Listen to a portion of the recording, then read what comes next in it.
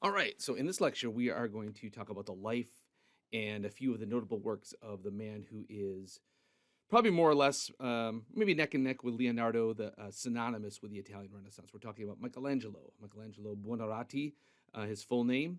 Like Leonardo, like the Medici, like Botticelli, so many of them, more or less directly associated with the city of Florence and the central role that city played in the flowering of the Italian Renaissance. So let's talk a little bit about his background, and then we'll spend most of the time kind of talking about and interpreting and analyzing a number of his famous masterpieces. All right, so Michelangelo was born in a small town called Caprese near Florence, and he spent most of his working life in Florence.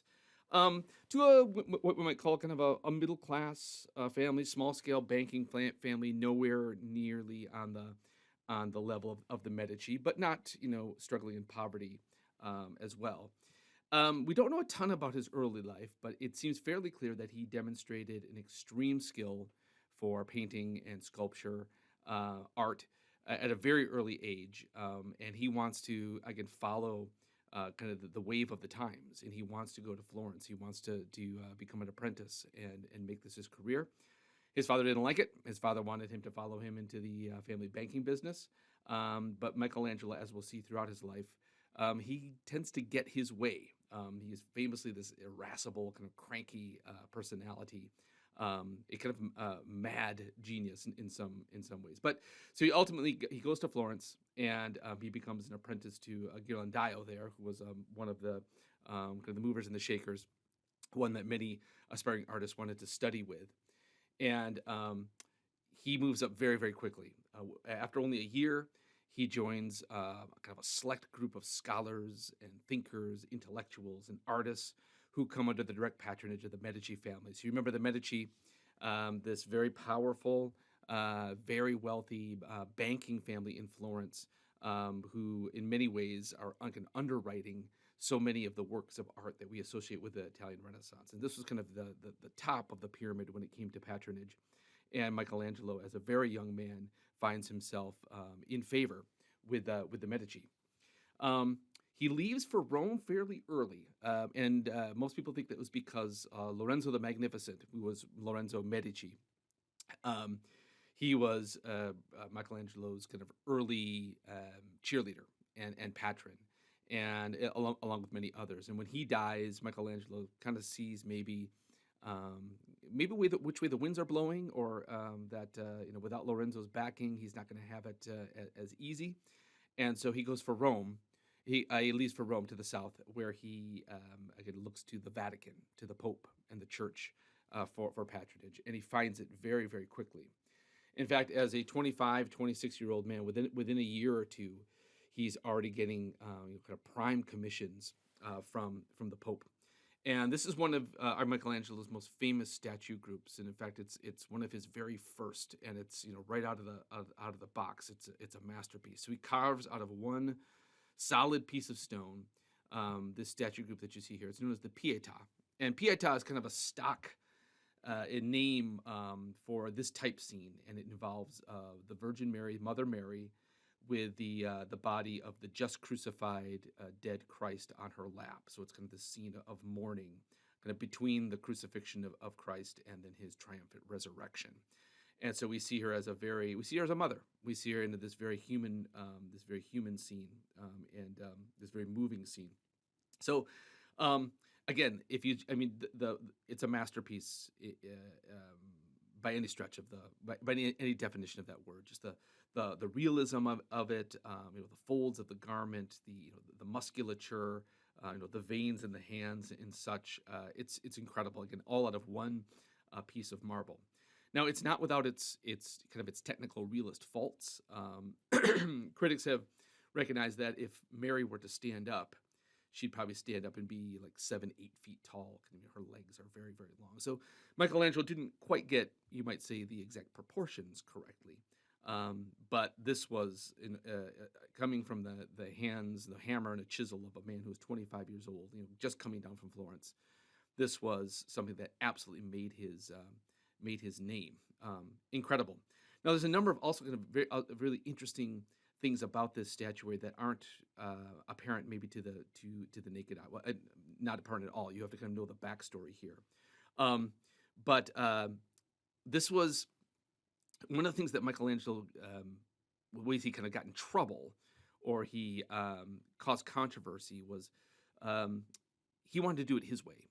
And he did not like popes. He did not like cardinals looking over his shoulder and kind of critiquing him and how you paint this way, don't paint this way. Michelangelo was deeply influenced by the classical Greco-Roman sculptors, who, if you know a little bit about kind of classical sculpture, um, masculine figures in particular were regularly sculpted in the nude, not for any kind of erotic or sexual reason, but this idea, this ancient kind of Greek ideal that the kind of perfected, particularly kind of balanced, harmonious, realistic, or realistic masculine body was meant to signify divinity. And so Michelangelo wanted to follow that ideal. But in doing so, he would also kind of run afoul of the kind of the moral program of the Catholic Church. So, just for example, for Michelangelo to have depicted Christ in the nude, rather than just kind of this loincloth draped across his lap here, would have been scandalous.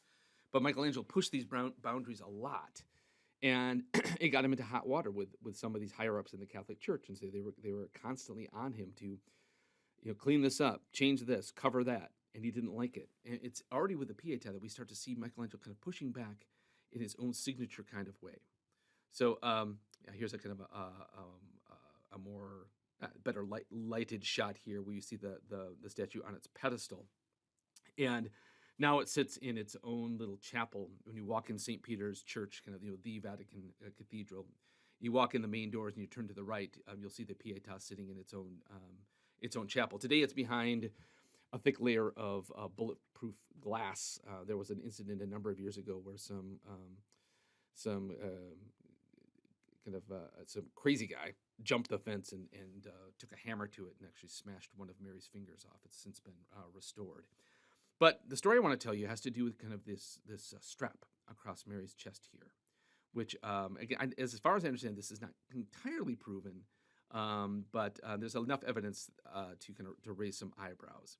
And so to do this, we have to kind of go back to actually Homer's Iliad, this deeply ancient Greek poem. And I'll read through this. I promise I'll get around to kind of explaining why this is relevant. But there's a scene in Homer's Iliad where Hera, the wife of Zeus, wants to go down to the battlefield and help the Greeks versus the Trojans. She's on the side of the Greeks. But Zeus, her husband, has already kind of told all the gods and goddesses, stop messing around. Just let the battle happen. I want to see what happens. I kind of want to watch it. This is my kind of a grand reality show, so stop meddling. But, both those were on the side of the Greeks and both on the side of the Trojans. So Hera decides that she's got to trick Zeus. She's got to take Zeus's eyes off the battle, so that she can do what she needs to do, or kind of so her allies can go and help the Greeks. And so she decides that she's going to seduce Zeus and kind of seduce him and take him away, and they'll sleep together, and then he'll take his mind and all of his attention off the battle. But the joke here is that Zeus is interested in sleeping with anyone and anything except for his wife. So Hera goes kind of across battle lines. She goes to her enemy in the god and goddess camp, Aphrodite, goddess of lust, love, sex. And Aphrodite's on the side of the Trojans. And so Hera basically goes to Aphrodite and says, hey, can I become you for the day? Because he won't be able to resist me if I have kind of your power of sex and lust. And then the story picks up. So she's just kind of put this scenario to Aphrodite, and Aphrodite answers her. Sorry, Hera speaks first. She says, my dear child, will you agree to do what I ask of you, or will you refuse, since you're angry with me in your heart, since I helped the Danaans, the Greeks, and you aid the Trojans? Hera, Zeus's daughter Aphrodite answered her, Hera, honored goddess, daughter of great Kronos, say what's on your mind. My heart tells me I should do what you ask, if I can, if it's something that can be carried out. So Aphrodite kind of recognizes she doesn't like Hera, but Hera is kind of pulling rank on her. Then Queen Hera, with her devious mind, replied, then give me love and sexual desire, which you use to master all immortals and mortal men as well. Laughter-loving Aphrodite answered Hera, it wouldn't be appropriate for me to say no to your demand, since you sleep in the arms of Zeus, the greatest of the gods. Aphrodite spoke and then loosened from her breast, and here's the key part. The finely decorated embroidered garment in which all her magic charms were fixed, for love, erotic lust, flirtation, and seduction, which steals the wits of even clear-thinking men. So in Greek, the word is zone. It means a belt, a strap. but a kind of a decorative strap that a woman might wear across her chest. And it's the only time in all of Greek mythology, as far as I know, this is mentioned. This idea, this belt kind of, if you wear the belt, you become Aphrodite in that moment. So the idea is that when Michelangelo put this strap across the Virgin Mary's chest, he's making a kind of blasphemous joke, right? So, the Virgin Mary, kind of in Roman Catholicism, the symbol of absolute untouchable purity, right? Particularly kind of chastity and sexual purity, right? He gives her the strap of Aphrodite. And so why would he do this? Well, the idea is that Michelangelo's kind of showing how smart he is. And he's putting this very kind of obscure Homeric reference into his sculpture. He's putting the strap of Aphrodite on this pure image as a way of just kind of giving the middle finger to these cardinals and popes that might be kind of criticizing for what he does. And then to add insult to injury, where Homer says he writes the secrets, or where the secrets of sex are written, he writes, Michelangelo Buonarroti. He writes his own name, Fiorentini, Michelangelo Buonarroti of Florence. He writes his own name.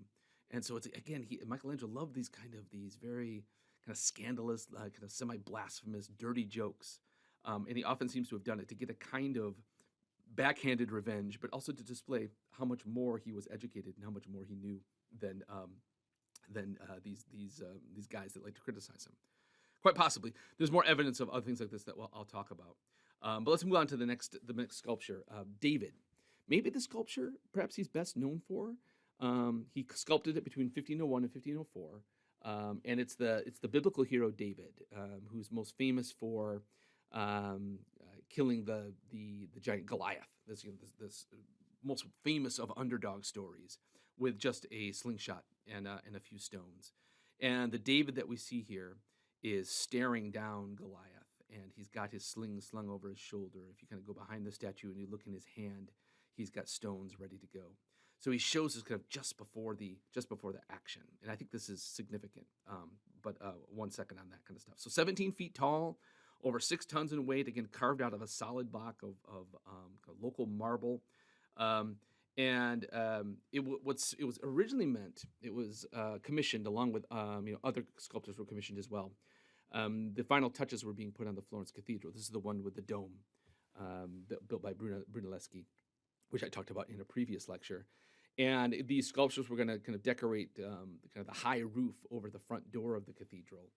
And Michelangelo was commissioned, and he made this David. There are going to be a number of biblical figures and saints and the like up there, and he was given David to do. And here again, he does it in that classical guise. He is depicted as a Greek hero with kind of idealized kind of body proportions, depicted obviously in the nude. And again, this too would have been kind of caused a mini scandal, certainly among some factions in the Catholic Church. But we're at a point now where Michelangelo is so renowned that he can basically do whatever he wants, and no one is going to stand in his way. And if they do, they might become a subject of one of these kind of insults built into his artworks. But no, just kind of sometimes this statue is described as being kind of the ethos of the Renaissance all wrapped into one. It's very Greco-Roman. There's nothing really kind of inherently divine about it. There's no halo over David's head. There's no kind of implicit presence of God in it.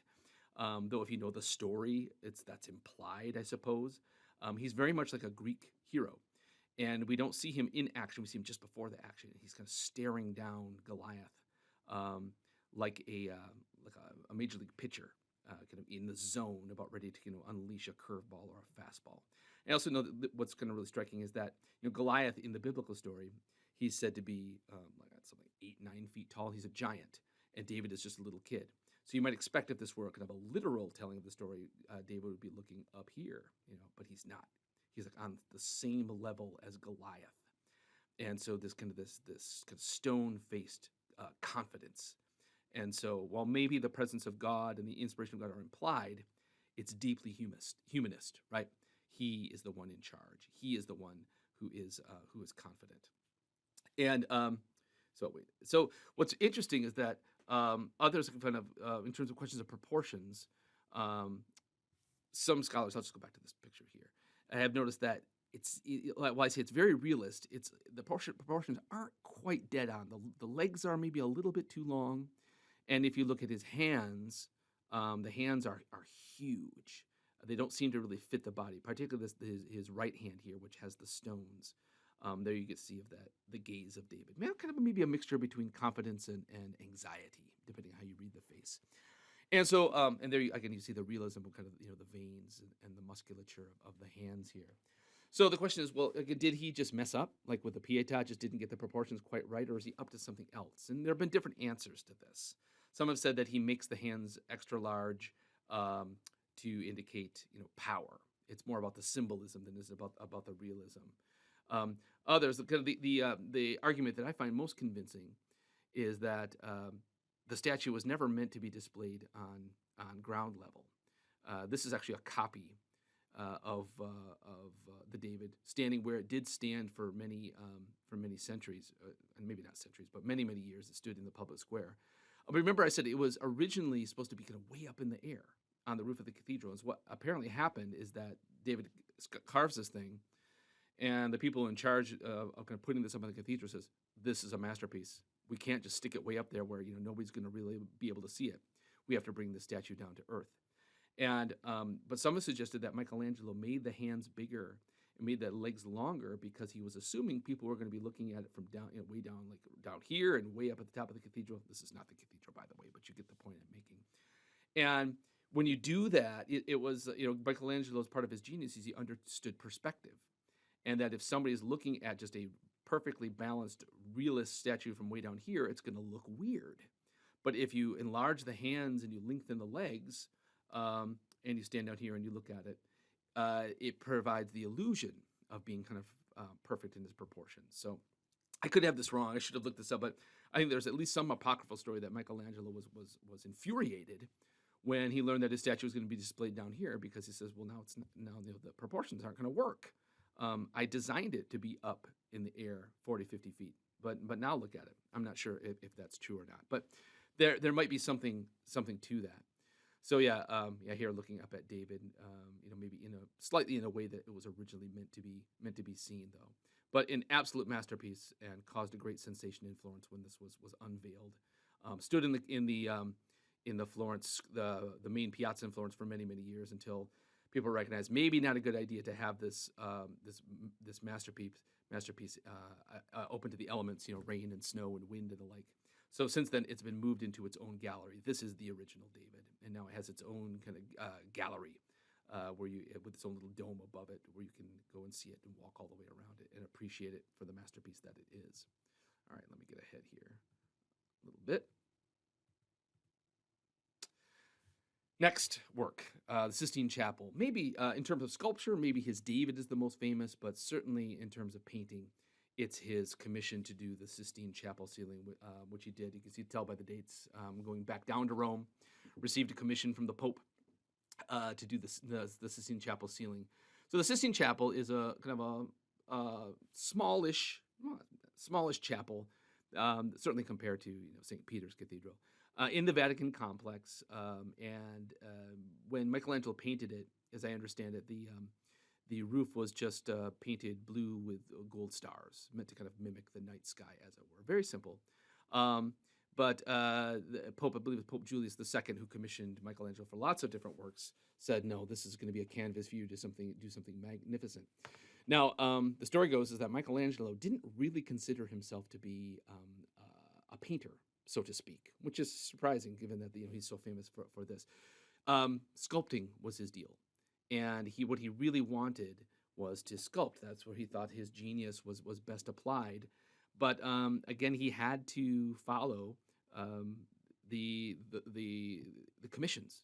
He had to follow where the money was. And I think that the Pope Julius says, yes, if you do this for me, then I'll promise you kind of larger, bigger sculpting projects that you can just kind of run wild with. And so Michelangelo is said to have kind of grudgingly have done this. It took him 4 or 5 years to complete. He was up on scaffolding. It must have been incredibly difficult to do, very uncomfortable. Again, and how did they light this? And when he needed light, given that we're talking 500 years ago, 500 plus years ago, Um, but again, it turns out to be an absolute masterpiece. And here too, you can notice that the ceiling isn't completely just flat. It's got its curved places. It's got these little you know, curved areas, these little kind of triangular areas. He had to kind of again take into perspective. What is it going to look like from people standing down here on the chapel floor? And all of that, he can apply all that knowledge into painstakingly putting these incredible paintings on there. He also painted. We'll take a look at this. He painted the altar wall as well, a painting which is called the Last Judgment, which shows the return of Jesus in the end times. And then all these other panels too become kind of canvases, not for Michelangelo but for other artists. So today, the Sistine Chapel is just a repository of some of the high points of Renaissance painting. It's a very difficult thing to photograph. It's overwhelming. If you travel there and you go there, I've been in the Sistine Chapel a few times, and it's always kind of packed with people, and they're always murmuring about, and people are trying to surreptitiously take pictures of it, but it's impossible to capture on a camera its grandeur. So I have a few slides here that attempt to do so, but it really needs to be seen in person to be fully appreciated.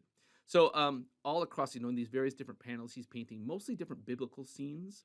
There's a few other figures from kind of classical Greco-Roman history, some prophets and sibyls and oracles that were said to have kind of predicted the birth of Christ. And so again, it's Michelangelo working in lots of different kind of classical influence. He's trying to bridge that divide between kind of Greco-Roman learning and biblical learning. Which is a project that many Renaissance artists were trying to do, to give due diligence and pay homage to that kind of pre-Christian pagan past, but then also kind of connecting those ideas with Christian Catholic biblical symbolism as well.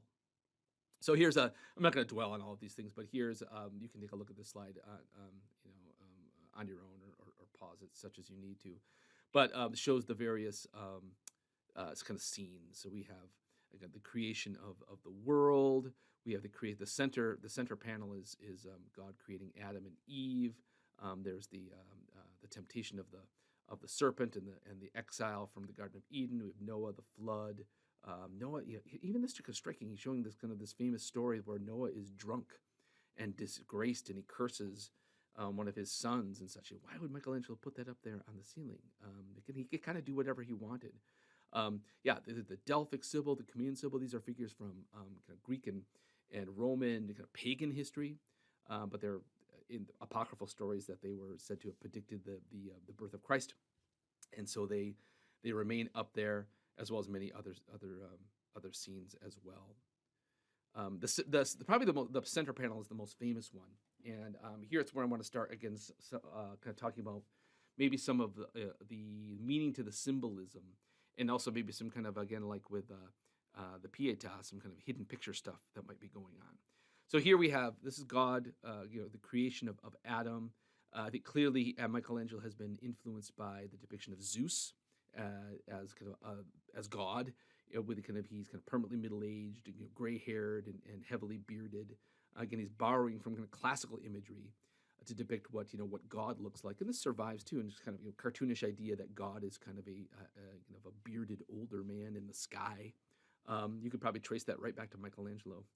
But here's again Adam again depicted with kind of that idealized, cut Greek physique, as it were, and much has been made of just kind of the short distance between God's finger and Adam's finger.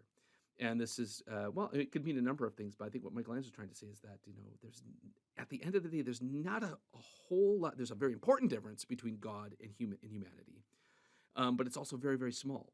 That if you were to straighten this out, the height of God's head is not that much higher than Adam. So Michelangelo seems to be saying, yes, God is a supreme being, but look how close humans are. So it's kind of a nod towards the divinity of deity and the higher place of God, but it's also very humanist. Michelangelo is also saying, look what a magnificent thing human beings are, and how close they are to God, and almost on the same level, and almost touching. Now, this is kind of an interesting idea that some have seen in a number of Michelangelo's scenes on the Sistine Chapel, is that he incorporates kind of a biology. And so this, as this slide suggests, is that this kind of cloud, kind of what appears as kind of this world garment, world, WHIRLED, around God and these other cherubs and the like, is actually supposed to be a drawing of the human brain. We know that Michelangelo and many other Renaissance artists um, were involved in kind of the dissection of cadavers. They were very, and, one of them is Michelangelo, nailed down how to paint and sculpt the human body was by studying it from the inside out, literally. And so here, God is kind of depicted within kind of the outline of the human brain. And again, what that might mean again is it's kind of some seen as kind of a almost almost blasphemous uh, assumption or equation, I should say, between God and the human brain. Again, this like this elevating the human mind to kind of a godlike status. And so, kind of, again, he's kind of nodding towards, the orthodox beliefs of the Catholic Church, but he's also seeing something new. He's also seeing something deeply humanist at the same time, and either arguing against one or trying to connect them. Again, it's kind of up to the viewer to decide. Um, here's another one. Here's a scene where God is kind of separating the light from darkness. Some have suggested that again, with the garment around him, it's meant to be a kind of a model of the human kidney. Again, kind of associating God with the human body. I think if the cardinals had known what he was doing, they would have screamed bloody murder. But again, here maybe Michelangelo again he's maybe injecting kind of a very subtle humanist message into his paintings. Here's another one. Here's Jonah and the whale, or this large fish. I'm sure some of you know that story. He was swallowed by the Leviathan, and then for 3 days, and then he spit up on the ground. One of the prophets of the Old Testament. But you see this little figure behind him. That's kind of this little cherub has got his hand up in either surprise or shock or whatever it is. And some have seen again. Look at the garment. That if you kind of put this up against a model of the different parts of the human eye, you might see the kind of the inner oculus and the lenses and the cornea and the like. Again, Michelangelo just kind of again showing off his anatomical knowledge of the human body, but also again maybe very subtly associating kind of these elevated biblical divine figures with the human body and saying again speaking a very kind of coded humanist message, possibly. All right, on the wall of the Sistine Chapel is this another magnificent fresco. So you can see kind of the start of the Sistine Chapel is up here. And then he was commissioned to do this. And again, as I understand, Michelangelo, again, he resented having to do this because it was taking time away from his sculpting. That's what he wanted to do. And it's a dizzying painting. We show Jesus here. I can note kind of how Jesus is depicted. This is not kind of the angry, bearded, glowering Christ that you see on the domes and the upper reaches of medieval cathedrals. This is a youthful, young, bearded Christ. Again, look with the way his body is painted. He's like a Greek god. This is kind of, in many ways, a radically different way of depicting kind of the central savior figure in Christianity than had ever been done before. And critics have kind of recognized that the whole painting seems to have kind of this circular motion to it. So with his right hand, Jesus is kind of raising up here the righteous. These are many figures that here are kind of apostles, disciples, those who have kind of died for the faith, martyrs, and they're kind of being resurrected and being drawn up to heaven. And then with his left hand, he's pushing down, he's kind of condemning those down into hell. And it's a Greek mythological hell. We have Charon, the boatman, the one who takes the souls across the river Styx down into the underworld. And then we have kind of down here a hell, a place for the damned as well. So I want to take a look at a few of these specific figures here, because I think Michelangelo, again, is up to some of his old tricks. Here's one. And again, I can't vouch for kind of the extreme accuracy of this. I think it's just an interesting idea. But if I go back here, if you look kind of this, he kind of leaves a bit of an outline around the figures here. And if you draw it, yeah, there it is. If you draw it, it looks like a profile.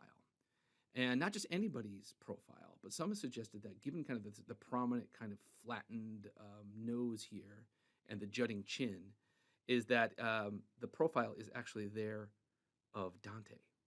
Now, Dante, the great Florentine poet who lived hundreds of years before Michelangelo, he was he in some ways he kind of put Florence on the map in terms of, some have seen Dante as kind of someone who's kind of a precursor to the Italian Renaissance, and he's the one who kind of turns Italian into a literary language, where kind of before this, if you were serious, you still wrote in Latin, you still wrote in Greek, perhaps.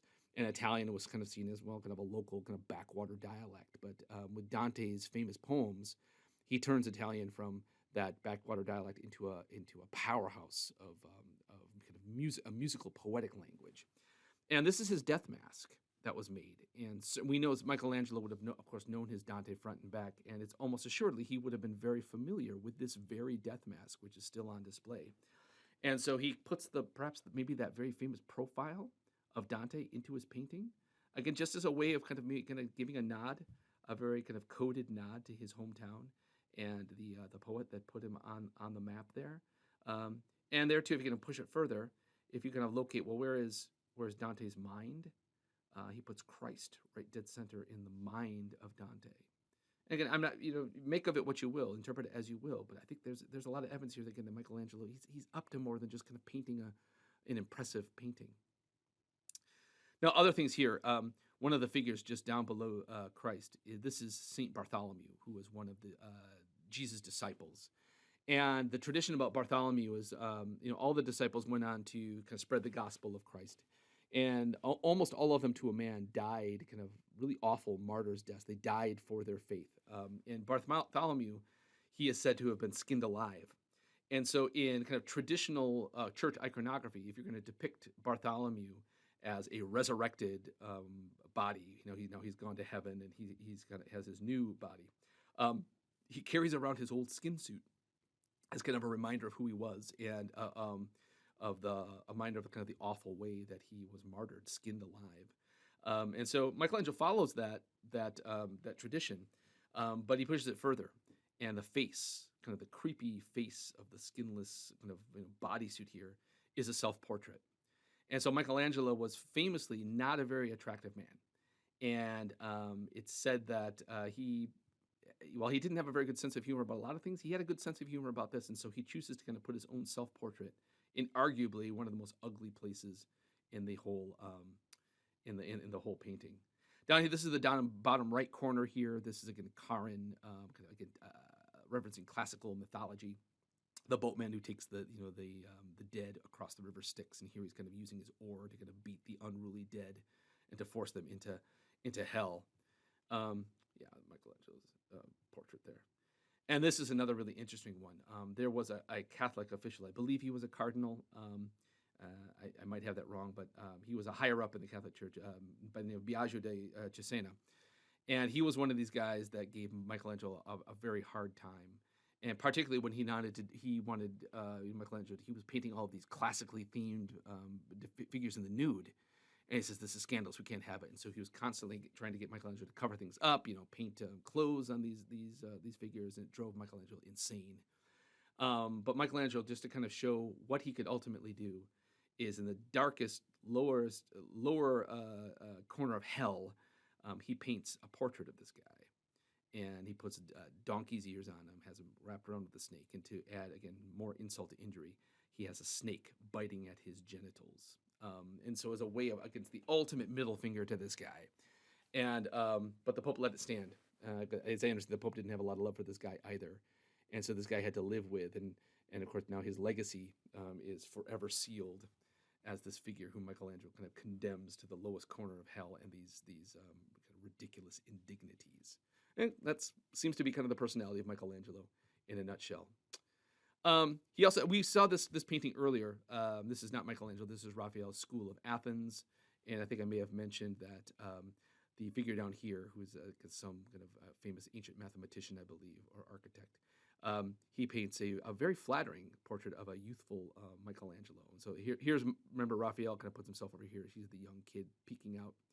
And as I understand it, when Michelangelo was painting this on the wall of one of the Pope's apartments, literally just down the hall at exactly the same time, Michelangelo was painting the Sistine chapel ceiling.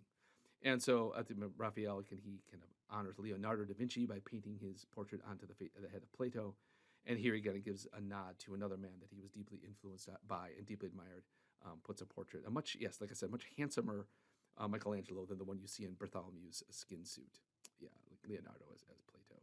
And there's Raphael. There's a close-up. Again, it's kind of in the shadow, but kind of this nice Very flattering, kind of contemplative portrait as again as a thinker, as an intellectual who's pondering and then writing down his ideas. Yeah, there's a better shot of it in kind of clearer light. So this would have been, yeah, again, like I said, originally painted for the private rooms of one of the private rooms of the Pope at the time. Now today it's kind of a room that you walk through as they funnel you actually towards the Sistine Chapel in the Vatican complex. Now, I mentioned Pope Julius II. He's the Pope who's one of Michelangelo's prime patrons. And Julius II, he dangled this project for in front of Michelangelo for many years. And he says, when I die, or like before I die, what I want you to say, I want you to carve for me, design, you can, I'll pay for it all. You can do whatever you want. Carve my funerary monument. And so this is going to be Michelangelo's, this was going to be his absolute masterpiece. And basically the Pope basically said, do whatever you want. And it was going to be, all sculpted, which is exactly what Michelangelo wanted to do. And so, but as the story goes, is that Michelangelo drew up plans, and this is going to be his grand statement to the world. But he keeps being pulled away for other commissions. Paint the Sistine Chapel ceiling. Paint the Last Judgment. Do this, do that. And so this project kept getting pushed off to the point where this is the monument that he ultimately carved, but it seems to be have been a kind of a shadow, a far cry from what Michelangelo actually wanted to do. It now stands in a small church not far from the Colosseum, actually, called St. Peter in Chains. And it's most famous now for the statue of Moses that kind of dominates the front. People who walk into that church are basically coming to see Michelangelo's Moses. And you can see there's a few other sculptures here. There's kind of an odd sculpture of Julius II, kind of, I find that pose kind of reclining like that a little off-putting. But there's the Pope himself and a few other biblical figures and classically oriented figures. But it was intended to be much grand. But Michelangelo never was able to really finish it and died before he could really kind of put his finishing touches on it. So here's some drawings of from Michelangelo's notebook that do survive. That maybe give some intention of just, again, this would have been one small part of a much grander monument, but he was able to pull off just a much smaller piece of the whole thing. So here's the Moses, and of course, what strikes the modern viewer about Moses, again, it's a magnificent sculpture. It's got all of those Michelangeline hallmarks. The realistic robes, the folds, and it looks like it's made out of stone, but it looks like it could be cloth. The Greek godlike musculature and the veins and the muscles and the like. But what strikes the modern viewer very often is that Moses has horns, and it looks very odd. I think a lot of people, in terms of our own kind of array of symbolism that we understand in our own minds, the horns look, they look, it's an animal, or in a religious context, it looks like a devil. So what is Michelangelo? Why does Moses have horns? Well, let me try to explain this. It's kind of an interesting story. So when the Greek, let me back up. So the original Torah, the original scriptures, what the Jews call Torah, and kind of wisdom literature and the like, what Christians call the Old Testament, was originally written in ancient Hebrew. And somewhere down the line, that the Old Testament is translated into Greek, so that when fewer people could read and understand Hebrew, when the Mediterranean world becomes Hellenized, Greekified, it's translated into Greek, so more and more people could read it and understand it. And then later on, with the Romans come in, and while any good Roman could read and write Greek, the official language of the Romans was also Latin. And so this figure by the name of Jerome, in the 5th century, about 1,000 years before Michelangelo comes along, and he translates the Bible from the Greek into Latin. And so that was likely the form of the Bible that Michelangelo knew and read, as many in the previous centuries had also. And there's a story in the Old Testament, this is from an illuminated manuscript which shows it, that when Moses came down from Mount Sinai, he sees the people worshiping this golden calf, and he smashes the tablets of the Ten Commandments on the ground in his sadness, in his anger. And in the Hebrew, it says that he had kind of radiance of light sticking off of his head. kind of rays of light. Kind of, it's like the if you can picture the Statue of Liberty, like those rays of light sticking off of her crown. There, it's meant to be kind of it's solar imagery. And but later, kind of Greek and then Jerome in Latin translators didn't wrestled with how to translate that. How do you translate radiant kind of spikes of light? And the word that Jerome used was cornua, horns of light. And so later artists and illustrators, interpreters didn't quite know what to do. Like cornua literally means like a cornucopia, literally a horn of plenty. The cornu is the horn part. They didn't know what to do with that. And so what happens is it becomes this tradition that Moses is depicted with horns because that's the word that Jerome used. And so it becomes kind of a standard way for, depicting Moses. And so 1,000 years after Jerome, Michelangelo is still kind of following that, but what it refers to is kind of these horns of light, this radiance that he had on his face because he had just been standing in the presence of God. So yeah, it looks weird to us, but there is there's kind of a linguistic, kind of a translation error, or at least a misinterpretation in the language that explains where that comes from. Here's a few kind of unfinished sculptures by Michelangelo. I think they're sometimes referred to as the prisoners. They look kind of really trapped in these blocks of stone. And Michelangelo died before he could fully free them. These are on display in that same gallery that the David is shown in. So there's a lot more we could say. Tons more about Michelangelo. You could do a semester course on Michelangelo, but I hope that you get a bit kind of a sense of his style, his personality, his approach to these things, in looking at this handful of these artists. One more kind of Renaissance artist I want to look at briefly in this lecture, Sandro Botticelli. You can see his dates, 1445 to 1510. Another one of these artists that was almost exclusively associated with Florence, and the vast majority of his most famous artworks are still in Florence in the Uffizi Gallery, and a few of them in Rome as well. But he was a Florentine artist, and probably this painting that you're seeing here is what his most famous one, the Birth of Venus. And so there's a tradition in Greek mythology that Aphrodite, Venus as the Romans called her, was born from the sea, from the foam of the sea, and she comes to rest on the lands riding a seashell. And so this is, again, a purely classical scene. He's not trying to bridge the gap with any kind of Catholic or Christian imagery. Again, just depicting Venus in the way that she does, that she's in the nude and she's only just kind of barely covering up herself, would have been very scandalous and was scandalous to many, many people. But again, Botticelli, like Michelangelo, he's tapping into that ancient pre-Christian kind of Greco-Roman view of art and carrying it on in this new kind of style. And so here we have the Venus, who, as I understand, the model for this was a young woman that Botticelli was enamored with, and she's being kind of blown towards shore by these figures that represent the winds. And then one of her early associates or early followers is ready to clothe her as she kind of comes to rest on this island to begin her life as a kind of pre-Christian, pagan goddess. The other painting that is best known for is even more mysterious, called La Primavera, springtime.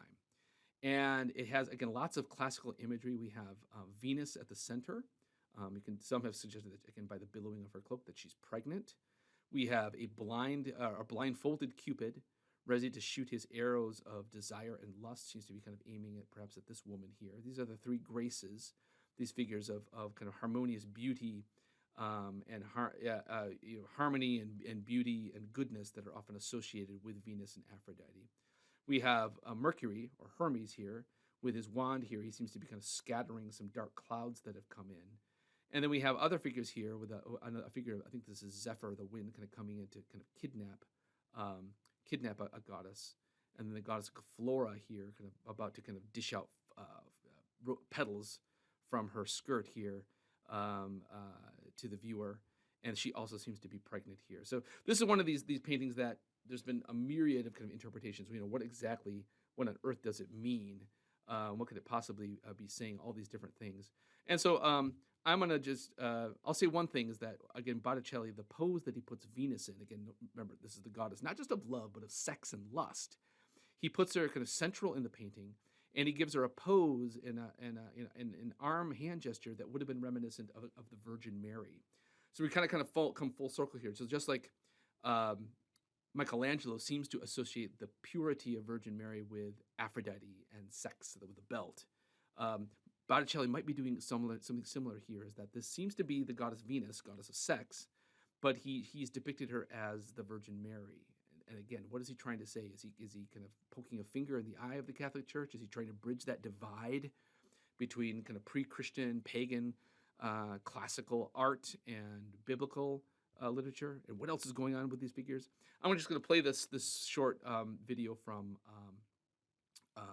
Khan Academy, which I think does a good job at least kind of tapping into some of the mysteries and explaining them in the painting.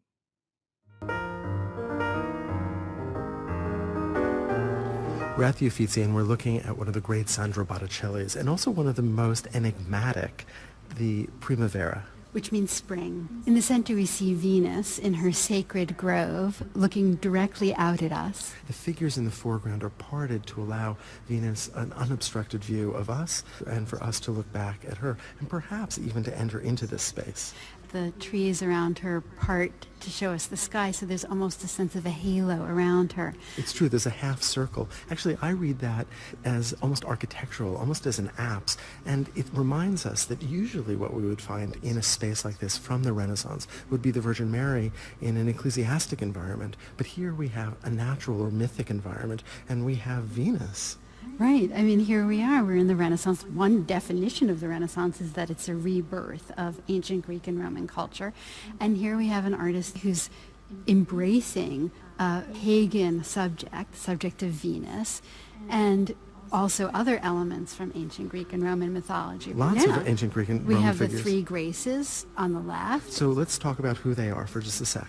This is a subject that was very popular in Roman statuary, and it was an opportunity that allowed for a sculptor to show the human body from three sides simultaneously. So that is, you multiply the figure, and you just turn them slightly each time so that you really see a figure in the round. And then on the far left, we have the god Mars, who's the god of war, who's put away his weapon. He's at peace in her garden. Who wouldn't be at peace in her garden? Look at it. It's fabulous. And we're not sure exactly what he's doing. He's got a stick in his hand. He may be pushing away the clouds that appear to be coming in from the left. Only a sunny day in paradise. Absolutely. And then on the right, we have three more figures. Zephyr, a god of the wind, who is... That's the blue figure. That's the blue figure, who is abducting the figure of Chloris, who you can see has a branch with leaves coming out of her mouth that allies with the figure next to her, who's the figure of Flora. So they may be one and the same person. In other words, the actual abduction of Chloris might actually result in Flora. And what Flora is doing here is she's reaching into her satchel, which is full of blossoms, which she seems to be strewing or sewing on this sort of carpet of foliage below. This is, after all, Primavera. This is spring. Yeah. And so there's a sense of the fertility of nature. There's one other figure, which is Venus's son, just above her, blindfolded. This is, of course, Cupid, who's about to unleash his arrow on one of the unwitting Graces. And, of course, he doesn't know who he's going to hit, but we can sort of figure it out.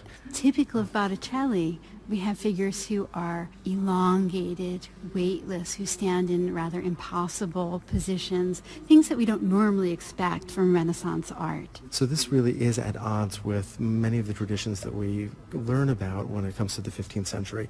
This is not a painting that's about linear perspective. There's a little bit of atmospheric perspective that can be seen in the traces of landscape between the trees. But beyond that, this is a very frontal painting. It's very much a frieze, and it very much is referencing what we think might be a literary set of ideas. Art historians really don't know what this painting is about, and we've been looking for texts that it might refer to. And in a way, it doesn't really matter to the throngs of people who come to see it, and to me, because it's incredibly beautiful. And it may be that because it has no specific meaning, it's easier for us in the 21st century to enjoy it.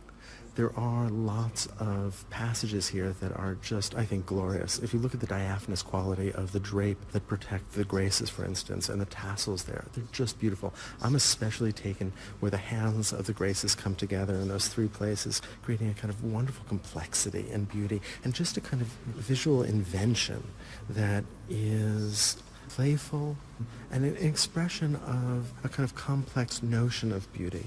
One of the ways in which this painting is understood is as possibly as a sort of Neoplatonic treatise or a kind of meditation on different kinds of beauty. Venus herself is astoundingly beautiful. She tilts her head to one side and holds up her drapery and motions with her hand and looks directly at us.